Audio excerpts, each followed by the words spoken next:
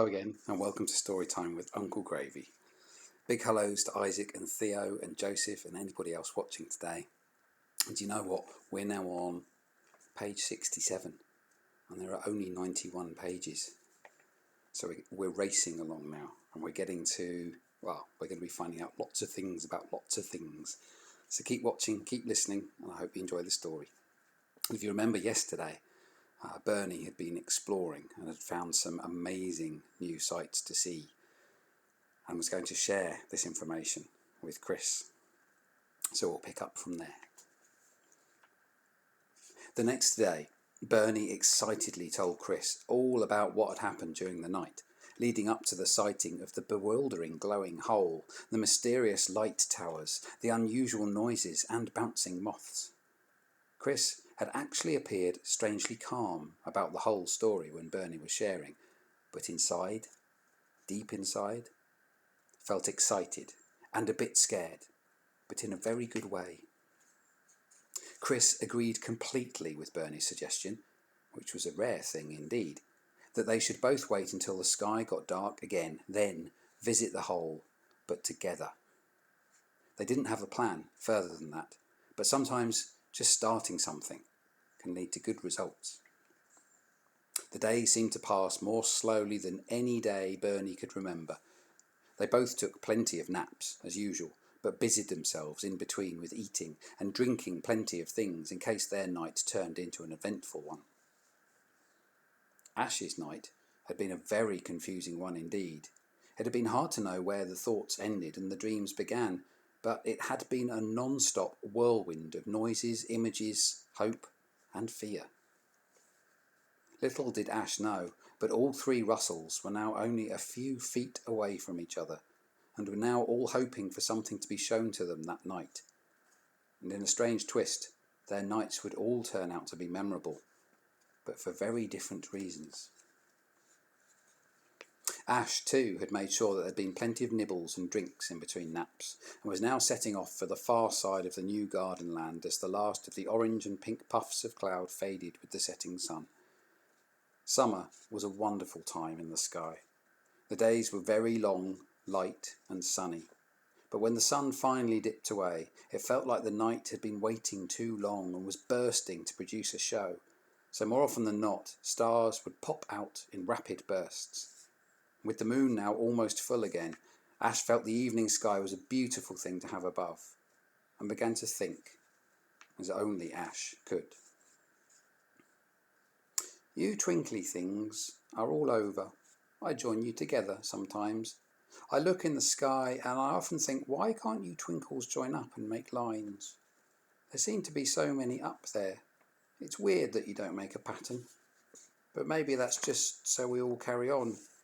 I'd just stop and stare if that happened. Ash was walking along between plants and grasses towards the spot where Tilda, Hattie and Hazel the hedgehogs had been exploring, and they had all met. The leaves around were damp and dripping, glistening in the light that the moon was now reflecting. The walk was quite a long one, but it didn't feel like an effort at all for Ash, who was feeling positive and happy for the first time in quite a while, even though things were still very confusing. After a little more walking and creeping through plants, passing close to where the snails were now heading off for their annoying midnight feasting, Ash came to the area that the hedgehogs had been in. There was no sign of them though, and no chewing sounds either, so Ash sat down on a piece of gravel, looked up at the sky again, and began to think. This sky looks like my one back home, the dots and the flashes and moon. I wonder how long I will roam. I wish I could be home, and soon. I want to see Chris and see Bernie. I want to share all of my news. I want to lie with them and look at the sky, be with them and chat, and share the views. A strange feeling came over Ash now. Maybe it was because the sky was so huge and Ash felt so small. Or maybe it was just a need to release some of the fear and worry that had been building over recent days and weeks. But Ash hopped off the tiny piece of stone, looked up at the moon and shouted, as loud as Ash had ever shouted before. Why do you just float there glowing? Why don't you light my way home? I do not care that I'm shouting. I don't want to feel so alone. Ash flopped down again and let out a big sigh. After a few silent, still seconds, something absolutely incredible happened. Hello? Can you hear me? I know that you're there. I'm friendly. You're safe. I won't hurt you, I swear. Ash now went through the details of what was happening very quickly. It was another voice. It was another voice that spoke like Ash's. It was another voice like Ash's, and just like the one that the hedgehogs had talked about. It sounded like it was a good walk away, but it was absolutely coming from somewhere in the same land as Ash. Ash was now trembling slightly, but there was only one thing to do. Hello, I can hear you. Are you far away? My name is Ash. What is yours? Can you say? There was a long pause now, and Ash started to feel nervous, then a little silly. Maybe wanting so hard not to be alone had just played a nasty trick. But then, bursting out from very much closer and sounding out of breath, "Eek! I am Darcy. Is this really true? I feared that I might be the last. But there's..." There was now a final rustle of grass. Something sprang out, performed a forward roll, and leapt into a star jump.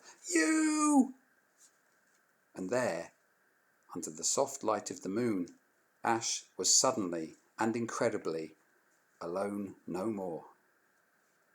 Another Rustle, who was taller, less rounded, and looked less furry, was pointing a friendly and excited finger at Ash. The moment was overwhelming. Ash didn't know how to react or what to say or what to do. Before the pause became awkward though, Darcy bounced forwards, hugged Ash and began to jump on the spot, even though the hug hadn't actually ended yet. "This is the greatest of all moonwalk walks. I've wondered and pondered if anyone talks, if anyone else has been hearing my calls. I've called out near fences and flowers and walls. And now I've found you. We're two and not one. Tonight a whole new way of life has begun." Ash hadn't ever jumped up and down on the spot quite so much, but Darcy's excitement was infectious and was now starting to take over any other feelings. There was just so much to say and ask and find out, but first Ash wriggled free, took a breath, and began to think aloud again. "Darcy, we're different. We don't look the same, but we must be linked somehow. Oh, and your name? I like it. It's happy. It bounces, like you. And now we have met. So now, what do we do?" I think I have news which will make your head spin. I want to be friends. Tell me when to begin." Ash was being very matter-of-fact and sensible, because right at that moment, that's all that was possible. But now there was a real need to let Darcy know quickly that there were more than just two Russells. Ash knew it was a very strange feeling to meet just one new Russell, so was now thinking about Darcy's feelings and how it would feel to think that there were actually three new Russells to get to know. Ash realised, happily, that this was an amazing thing to be happening, and the feeling was quickly building that surely they would be able to find the others by working together. "Ash, you are right. You are fluffier, rounded. You don't quite look like how I thought you sounded. I'm trying to keep myself calm, but I'm bursting. And if you have news, tell me. Ash, I am thirsting.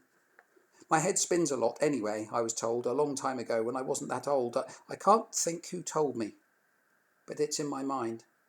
But please, tell me news. Let our news be combined." Darcy had just added a whole layer of questions without even realising it. But Ash could only handle one thing at a time. Darcy was now standing in front of Ash, grinning a very large grin, clapping hands together fairly quickly and almost bouncing up and down, but without quite leaving the ground. "Darcy, I haven't lived here very long.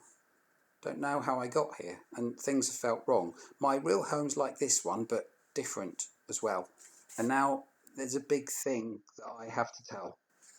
In my land, my homeland, where I lived before, I shared it with Bernie and Chris.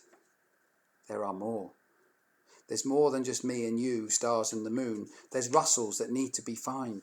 Let's try soon. It was now Darcy's turn to look a little lost, but it only lasted for a couple of seconds, and Ash already had the feeling that Darcy was going to have enough energy for both of them, whatever the challenge. Ash, you are magic, my brave travelling star. Of course, we must find them wherever they are. My hug tanks are full, they are primed and they're ready. Tonight's just the best night. I'm giddy, I'm unsteady. Will you walk beside me as I try to think? I need to sit down, get some food and a drink. Darcy turned and started to walk away. And at once, and without even needing to think, Ash followed, trusting that Darcy would know the best places to eat and drink.